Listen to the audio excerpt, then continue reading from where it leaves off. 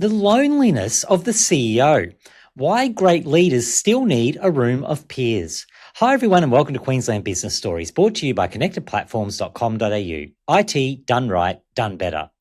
Today welcome Andrew Wynne, executive coach and leadership mentor with more than 30 years of senior executive experience across multiple countries and industries, engineering, construction, banking. He's done it all. Look, thank you so much for joining us today to share your story. It's a wonderful story. I can't wait to break it all down with you. How are you going today, Andrew? Well, Chris, thank you. When I hear 30 years, it makes me feel the age I should probably be feeling, but every morning I get out of bed and think I'm still 27. So it's good to have that context for me. But good, thank you.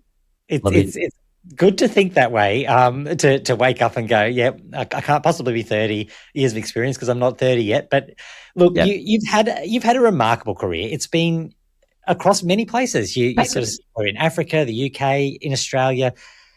When did you realise that it's not just the technical side of business? That's not enough. Talk to us a little bit about how you've progressed through your career, where you came from, and what you think makes a great leader today. Because I think it was probably 10 years into a management consulting business time frame where I started to see really excellent technical specialists being promoted. Oftentimes in client organizations that I was working at, technical specialists, be they a project manager, an engineer, a software developer, a product manager, being promoted because they showed promise. And then in the next few months, just seeing it all often come unstuck. And hearing the whispers in the room, like, I thought John was pretty good. What's happened to John? John's been promoted into a role where he's not doing what he used to do that he was really excellent at anymore. Now he's like holding performance conversations, setting KPIs. And I just saw this time and time again, and that made me really deeply curious. Sent me back to school, went back to uni, and that was like an inflection point. I've had a number throughout my career, and really grateful that took place. It's interesting to me because I came from a teaching background, so I was a high school teacher, and in the education system, you see so many times the greatest practitioners in the classroom are the people who progress to become, principals, administrators, but they haven't had any training in that next level, and that's just the natural progression, and everyone sort of follows that path naturally. That doesn't, what you're saying there, what I'm taking from that, it doesn't make you automatically a good leader.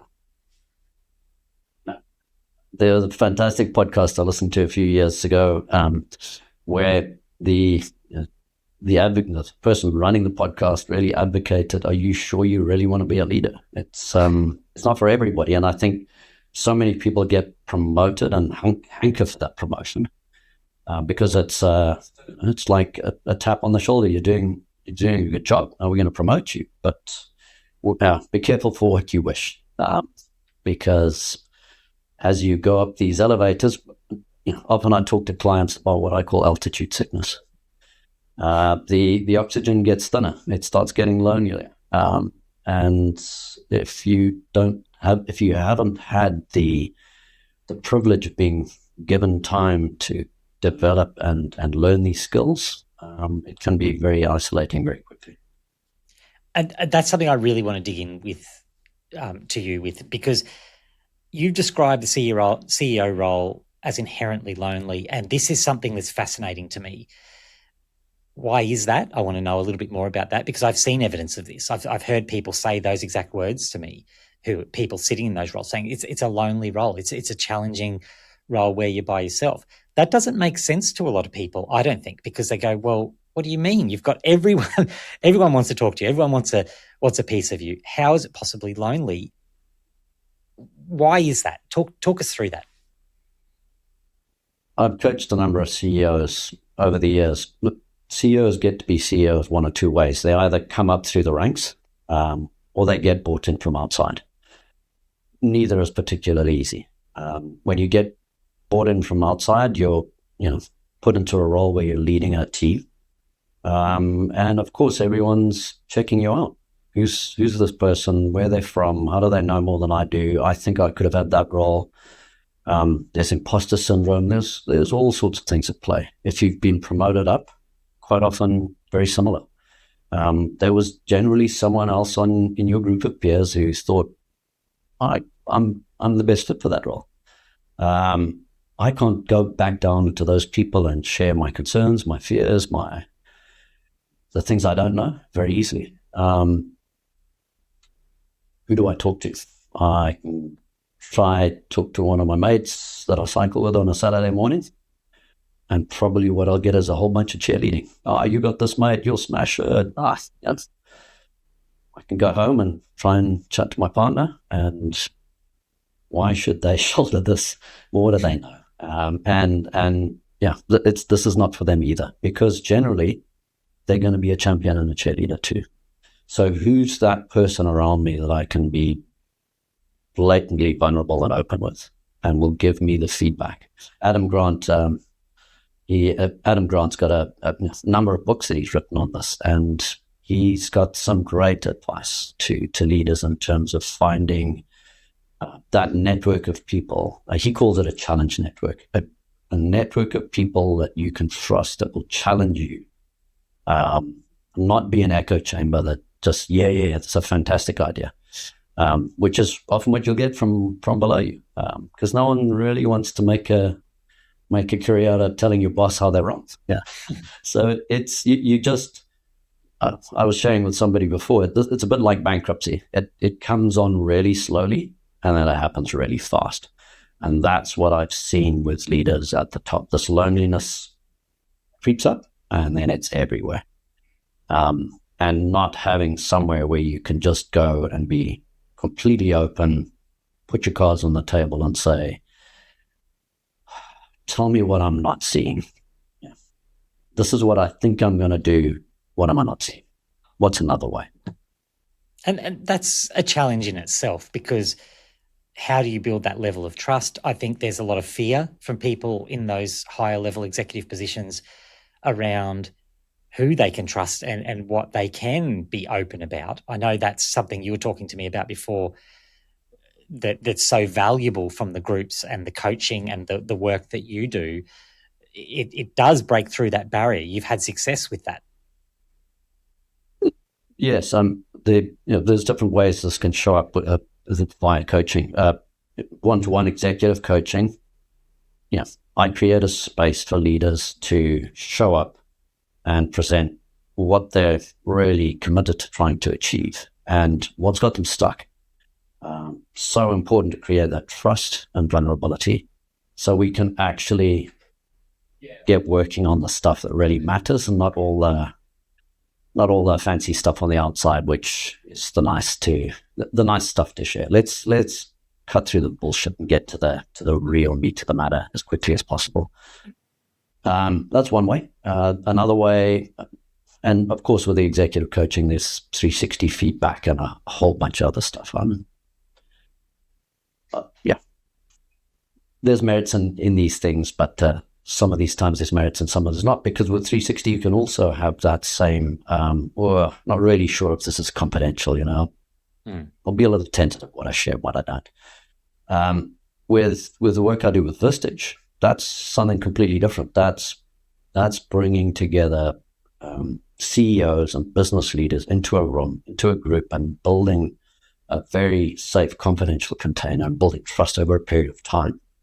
And then having the benefit of having a board of advisors, a peer advisory board around you, with people from a lot of different walks of life, different expertise, different industries. And you might have a lawyer, you might have an accountant, you might have a guy in construction, a guy in manufacturing, a lady who's a CFO of a big insurance business, for example. You've got that breadth and a width of not only the technical capacity, but industry advice.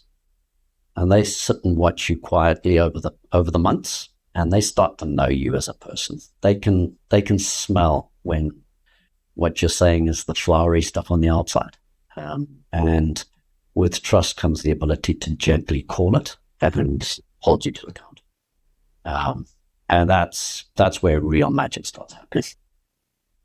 Now it's not a place that a lot of people have got is a place in a container to go and have that exposure, and really importantly, watch other people go through it. Yes, so many of the people when they're in that group think that the magic happens when they're the center of the spotlight. No, watching others share is where you learn so much too, because you get, it's not as intense as when you're sharing. It's hearing it through others, and so often I hear from people, "Oh my goodness, I'm glad I heard that. I was going down that road. I'm looking at it completely differently now," or I never would thought about going down that road. That's an option I hadn't thought of. So, yeah, it's a great antidote to that loneliness, because it's not just loneliness like I feel lonely. It's like, who the hell do I speak to about this, and what am I not seeing? And I imagine there'd be a lot of people who are watching this, listening to this, who think, "Yep, that's me. I definitely need that group, but I just don't have time to do that." They probably struggle because I know in examples that I've spoken with people about where they want to be working on the business. They know that's valuable and that's important, and part of working on the business is working on themselves. But they end up getting sucked into the business. They are essential for key operational parts. However that flows, it's very difficult to pull themselves away. So, I know we were talking before about you have some data as well that you've looked at around this, and it's not just a feel-good session that makes you feel more comfortable in your position and better at your job just because you're feeling better about it. There's actual data that it moves the needle where it matters as well. So really, that excuse isn't valid. I told you the number of times I've these in a Vistage environment, we step up. Members there commit to stepping aside and setting a day aside once a month to meet in this group. I regularly have a phone call the evening before. "Andrew, I can't come tomorrow. This has to happen. And I've learned to quiet and ask some questions slowly and deliberately. 9 times out of 10, the person shows up the next day. 10 times out of 10, they reflect when they're checking out in the evening. "Oh my God, I'm glad I came here today. I needed this." To step back, as you said, to work on your business and not in it, just gives a perspective. It gives you that space to think clearly. And I mean, anybody reading business books will know that, the Bill Gates, the Satya Nadellas, that everyone advocates for this. It's just somehow or other, somebody told us we didn't deserve it or we can't. I can't Too busy. I'm too busy. If you're too busy, well, that tells you immediately what's going wrong. You're too busy. When you're too busy, you're not thinking clearly. You're not making. And again, it's so interesting when I see what is your team witnessing about you? My door's closed. They can't approach me. How's that work? Yeah, it's when you create some space and some capacity, you can think clearly. It's critical. Your history, I mean, you've mentioned before, you've been in many places, you've done lots of different things. Do you think that there's something in this idea of resilience being built through adversity, challenges?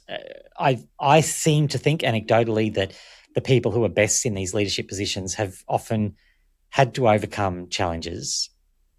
What's your view on that? How do you bring that into your coaching? I think there's 2 different things there. There's challenge, overcoming challenge, and there's resilience. Sometimes I think resilience can be a bit one of these words that can be overplayed. But specifically challenge, I think I would say 8 of 10 leaders I work with connect with me when something stops working. When Marshall Goldsmith's got this lovely term, what got you here won't get you there. It's I've been getting away with this, and this for so long, and now the pressure's upped and the scale and the speed that I'm working, that's not working anymore.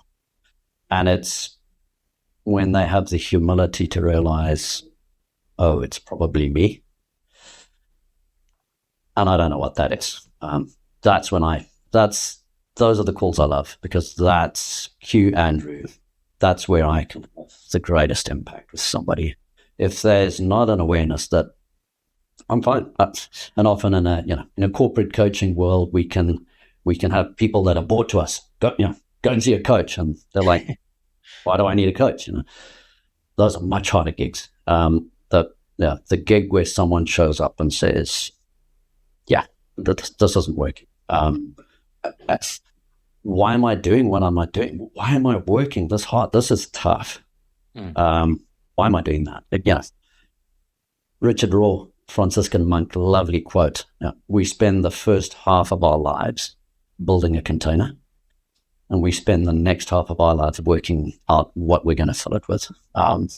Be careful. The half of the life is not necessarily 35 or 40 years. It can be like 5 years suddenly, and then, damn, what have I done here? So that's what I think is that's one of the greatest things. I could tell you 100 stories about resilience. Yes, obviously, the guys who get up and dust themselves off and go again, absolutely necessary. But almost for me, table stakes. For somebody leading a business, that's table stakes. You have to be doing that all the time. So that's my take on that. And I mean, leading that into something a little bit cheekily that I think is a big challenge that everyone's facing, that maybe we can apply some of that to, which is AI. It's something I've been talking to all of my guests about. I think it's really important because to me is a universal problem that everyone is facing all at once. We don't often have those. Everyone's facing their individual challenges in their industry. This to me is overarching. It's everyone's industry. It's all at once. It's going to impact everyone. We know that. I'm curious to know what conversations you're having around that, how people are approaching that at the level where you're talking to them at that executive level. It's interesting being involved in some of these groups and speaking to people somewhat publicly around their AI strategies. It's all, well, we're containing and we're being cautious, and that's not the reality. That's not what's really going on. That's certainly not the conversations you'd be having in those closed sort of door, trust-built environments. Externally, it's all caution, caution. Underneath, it's probably a combination of fear, combination of trial and error. There's so much going on there. I'm just fascinated to hear your perspective on it. You touched on a couple of things. I think one is fear. I increasingly am picking up fear. Leaders are, how the hell do I get on top of this thing? We talked about not having the time to step aside for a week, a day and a month to think about working on the business. AI, well, what I see is a CEO will say, right, this is what we're going to do here, and there'll be someone in the organization will put their hands up and say, I'll get it. Because they're interested in tech and shiny new things. And they pick a tool and they run with it. And 2 weeks later, there's another better tool, and it's faster and it's cheaper. And, well, that tool's disappeared. And we'll try another tool. And I think we rush to looking for tools, but we don't look to why are we doing what we're doing. So stepping back and saying, for what purpose are we doing this? And bringing the whole organization on this journey is the only way to deal with this fear. The culture piece around this is absolutely huge, because I was listening to a fascinating podcast the other day. There was two groups of people in the podcast, and one set were arguing for AI and the other one against AI. And eventually the one guy that was arguing for AI said, as a CEO, we have an obligation to shareholders to maximize profit. AI will come in. We've got to accept that AI will come in. It's how we do that and how we take people, upskill them and bring them on that journey. And it won't be for everyone. I'm afraid, from what I can see.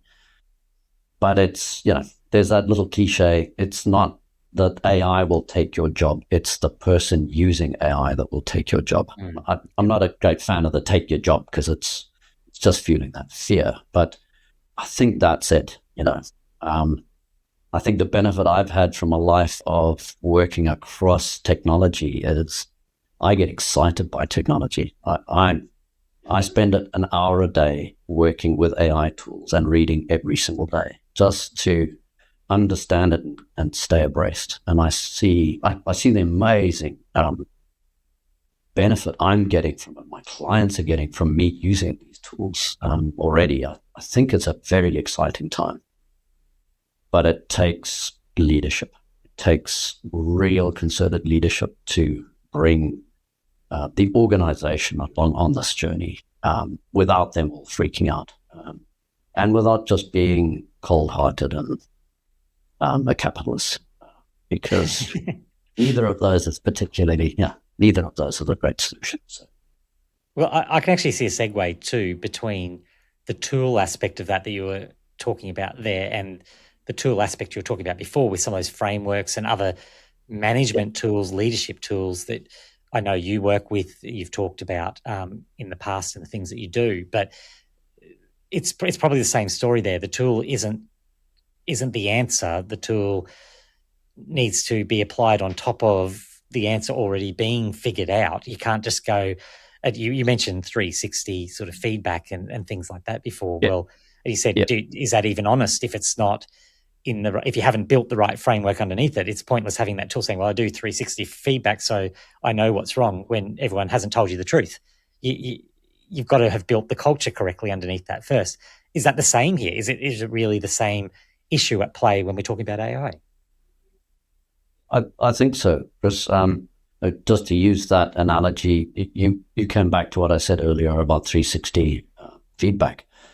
When I'm working in an organization, my mantra is the leader goes first. If you want to introduce 360 feedback into the organization, you go first. You model what it takes to ask for and accept feedback and what you do with that feedback. This isn't something we're doing to you because there's something wrong. It's something that we're introducing in the organization because we want to be better. It's the same with AI. We know we have to compete. We have to free up people from doing the mundane tasks that everybody hates and it's holding us back. We're going to bring these tools in, but we're doing it because we're all going to get better together. I see a lovely correlation there, but it starts at the top. If it doesn't start at the top, it's almost destined for failure. It's little things, popping up in little camps in the business, but don't have that executive sponsorship, which is it's essential for these types of initiatives.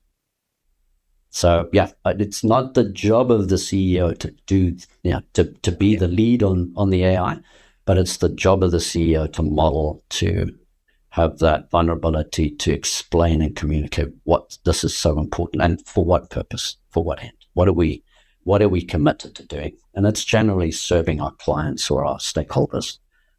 This tool will help us do that better, faster, cheaper. And if we don't do it, someone else will. So let's go. And it is that buy-in, and I think it ties in nicely with you. So you've shared your personal motto: I develop myself to meet my challenges. I take on the challenges to develop myself. There's a recursive, reciprocal loop going on there. That's kind of what you're saying as well with something like AI, even, isn't it? That really you have to have that mentality, and you have to walk the walk. Can't just say it. I think an old saying, I think it's Rudyard Kipling, said, it's not the destination, it's the journey. I had earlier in my life, I'm still a runner, a diehard runner. I'm probably out there 3 days a week running. But I used to run some crazy stuff 10, 15 years ago. Just running some of these big races, be a marathon, an ultra marathon, 4 or 5 day ultra marathons together. You find yourself stacking these things up and they just get harder and harder. And then I thought, what's this about? It was about learning all the other stuff that can, how do I eat properly? How do I hydrate myself? What's the equipment I need to do? It was all that other stuff that was always interesting. And that's this, I develop myself and, I take on challenges to develop myself. So I set myself a higher goal and then I develop myself so I can take on those challenges. What is it that I need to learn? It's a perfect parallel to AI. I have to keep learning. The moment I stop learning, I cease being relevant. And in the old days, we had a year or two that we could kind of coast along. It's now a week or two. We have to keep learning. If you're excited about learning, this is your time. If you're not, we need to talk. Or buy a caravan and go off around Australia. But you got the two choices. It's a problem. I'm amazingly excited about learning. So that's what I love. So it's certainly a problem. I hope that's an answer. No, that's right. I agree. It's something that is essential. People need to really not just acknowledge and nod their head and go, yeah, you've got to be continuing to learn. They've got to probably reassess. They've got to sit back and look, am I actually doing some of this stuff? Because the risks are real. And the point you just made around the timing of this, you don't have years to figure it out now. You've got at least that bit, the learning bit, right? You haven't got years to figure out that you need to be on this learning every day, because you fade into the background quite quickly without that. And I think that's an excellent segue to probably the sort of final question I really wanted to dig into with you around community. Pause you a second. 1 second. There's an excellent metaphor of this. I talked about the work we do in Vistage, where we meet once a month and we have an expert speaker and peers on the room. 2 years ago, once a year, we would have someone come in and tell us, look how amazing AI is going to be. And they were at that stage, they were showing us the nano banana thing that could, we could type in a text and it would make a picture, and everyone sat around and went, oh. And then about a year later people were saying, yeah, that's exciting, but how do we use it? And no one could show us how we're using it. What we have now is a model where we're introducing a 45-minute window in every single monthly meeting, where one of the group or two of the members are actually showing everyone else what they're doing in their businesses and how they're winning and the mistakes they've made. Because it's down to that, this is a monthly initiative now, not an annual curiosity thing that we have. Again, it's that everybody tip in, contribute, share what you're developing. I'll bring my guy and he'll teach your guy how they've done this. It's a collaborative effort, because otherwise it's just going too fast. But that's the perfect link to what I wanted to ask you, because it's around community. It's you can't really, what I'm taking from this is you can't do this yourself, right? It doesn't matter how good you are as a practitioner. You've identified that. It's not the practitioner angle. Leadership's not the same thing. It doesn't matter how good you are even as a leader in all of those core elements. You still are going to need assistance. And what you just described there with the AI, you need that group trusted, not just telling you what, not cheerleading. You've highlighted all of that. It's very important. You've said in your mission, better leaders, better lives, better communities. What you've identified to me is that the community part is probably essential to pull the other bits together. You can't be a better leader and you can't live a better life if you haven't built the community around you. So I'd really love for you to sort of wrap up on that aspect, because to me, that's the most important part. I think to wrap that up, what I see with leaders when I'm working with them is initially the first thing we're focusing on is the thing we're building and the money we're going to make and the success we're going to have. Not long into our relationship, we'll start hearing about, but my wife is really struggling with me and the amount of hours I'm working. Or I'm not seeing my daughter and she's got this condition that I really need to be showing up more about. And we start seeing the cracks there.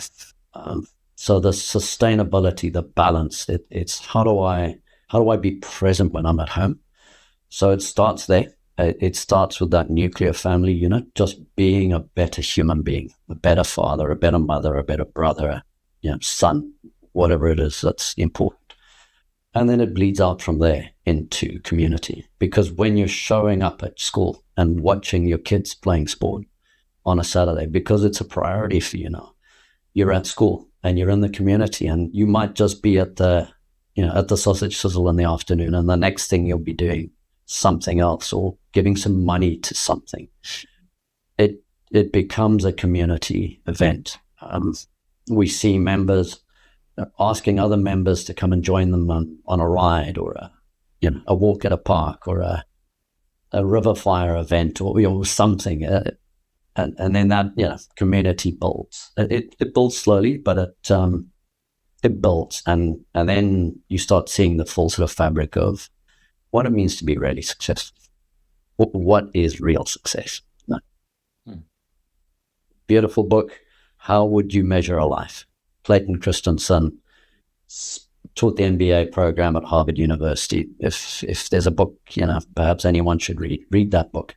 Listen to what's happened to some of the brightest of the bright, and what it means to be successful, really.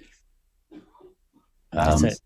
Yeah, it's fantastic. It's the question, right? That's the question that really needs to be there as a bit of a guiding star through all of this discussion. It needs to tie back to why you're doing it, and that seems like a perfect answer. How are you measuring it?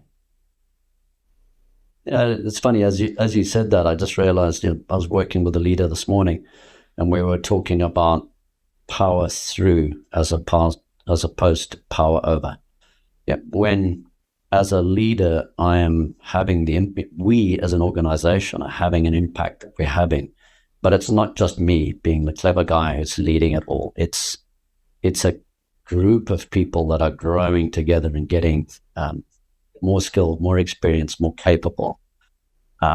Whether they stay in the organization or not, you're growing people, and that's ultimately very exciting about being leadership. It's those people go on to sometimes create other businesses in the community and have impact too. It's growing us. I love that. Yes.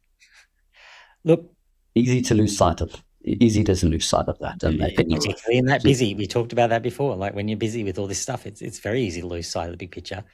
But if you're a business owner, if you're in Brisbane, Gold Coast, listening to this, anywhere in Queensland, really, they like what they're hearing. It sounds exactly like what they need. What should they do? What's the step? How do they reach out to you? What would you recommend? Drop me a message on socials. Find my LinkedIn profile. Come to my website, andrewwynne.com. Drop me a note. We'll jump on a Teams or a Zoom call for 15, 20 minutes and hear the context. If we think it's worth it, we'll meet for a coffee. I'll bring you into a group for a day, and you can watch this what I'm speaking about. You get to experience and get familiar with what I'd need from you and what we'd ask you to bring, because it's bi-directional. But yeah, just reach out and connect. I love connecting with people, hearing where they're at. As I said before, there's people out there I know that will be thinking, okay, I need to do this. If it's time, it's time. Can't wait to meet. And it's as simple as that, just reaching out. That's all it needs. Look, thank you so much for that story, for that valuable time you've spent with us today, because I think there was a lot there for me personally. I know there's a lot there for other people that I'm connected with who will find value in that. There's a lot of value to be had there. Really appreciate your work on that. Thank you. Just thank you. It's been lovely chatting, and looking forward to working with you further. Wonderful. Look, if you have a Queensland business story that our audience would be interested in, reach out. You can contact us at connectedplatforms.com.au. We'd love to hear from you. Also, we highly value any feedback, what you like, don't like. We talked about feedback through here. We're very open to that sort of feedback all around. So let us know, and we will incorporate that, because we're still playing around with this format.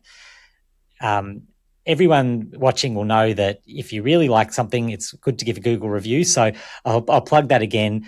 We always appreciate those Google reviews if you really appreciated this episode. So you can pay that forward and share that. That would be wonderful. Look, we'll be back again next week with a brand new Queensland Business Story. So thank you everyone for watching, and let's stay connected.